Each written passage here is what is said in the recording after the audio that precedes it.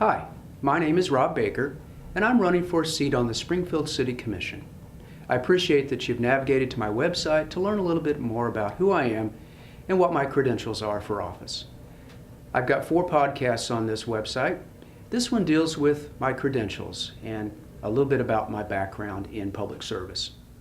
To start with, I'd like to suggest to you that I have, I think, a unique combination of public service experience and community service here in Springfield.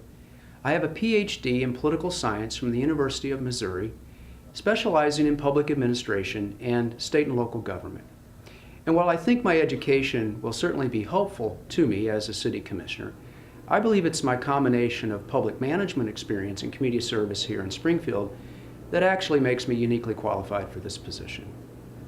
I have a background in city management, which began in 1981 when I was a senior in college. I was appointed to be an intern for the city of Slater, Missouri, and asked to administer its community development block grant program. 4 months later, the city manager appointed me to be his administrative assistant. In 1984, when the city manager left, the city council appointed me to be acting city manager. It was no title-only role, a little unusual for my age at the time.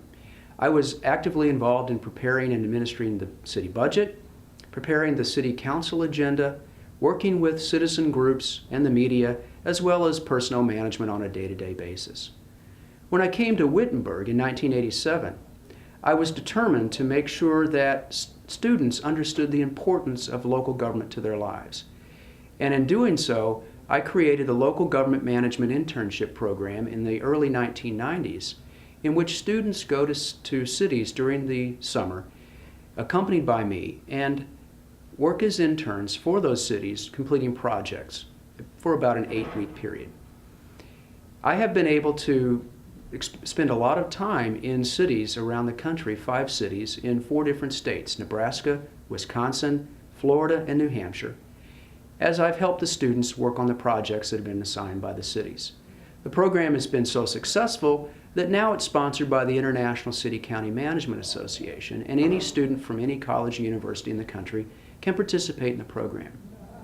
The important thing for me, aside from helping students get internships in local government and understanding local government more, is that I've been able to see how other communities have dealt with their challenges and problems, and I think that this information will be helpful to me as a city commissioner in Springfield.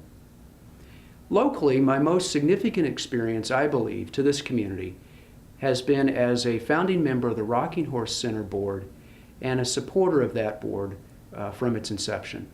In 1997, the Rocking Horse Board was created because in 1996, Congress had passed the TANF bill that essentially changed welfare, and several folks in the community, including the medical director, James Duffy, were concerned that children might fall through the cracks and lose health care. So we created the Rocking Horse Center with the help of the 2 hospitals, and I was the original chair of the board, and I currently serve as the president of the board. In 2004, the community came to Rocking Horse Center and asked us to take the lead to see if Clark County and Springfield could qualify to get a federally qualified health care center located in our community. I was asked to chair the Federally Qualified Health Care Center Steering Committee, which is a very difficult planning process, trying to get the hospital, Rocking Horse Center, and other key stakeholders to figure out how to transition Rocking Horse Center from a pediatric-only facility to a full-service health care center, which is required by the federal guidelines. The great news is that just this year, we were informed by the federal government that we have been given full status as a federally qualified health care center, which means that up to $2 million a year will flow into Springfield and Clark County now to take care of all citizens, regardless of their ability to pay, including those who don't have access to good health care or maybe don't even have health insurance at all. In 1994, I was appointed by the Springfield City Commission to serve on the Health Board as another part of my service to Springfield. In 1995, I was asked to be the representative of the City Health Board on the Health Districts Consolidation Feasibility Committee. That committee was set up to see if there was a way that we could actually consolidate the Springfield City and the Clark County Health Departments in order to reduce overlap and reduce the inequities in service delivery that were existing at the time. This again was a difficult committee to serve on. All the employees of both health departments were certainly nervous about whether they were going to lose positions and their jobs, and so I was asked to meet with those employees regularly to reassure them that we weren't going to cut any positions and that their jobs were going to be safe after the transition to a combined district. Once we combined the two health departments and into the Clark County Combined Health District, I continued to serve on that board until 2002 as vice president. I've also had some additional experiences. In 1989, the Springfield City Commission appointed me to the CARB Board, the Citizens Advisory Review Board.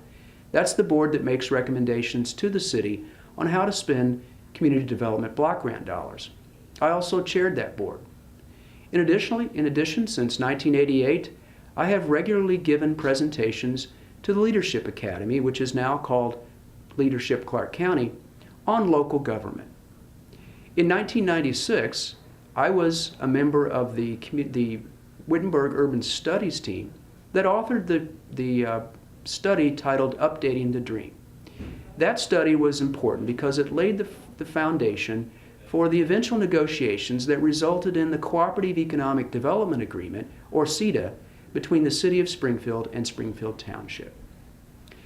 I hope that you would agree with me that these credentials certainly qualify me to be a city commissioner.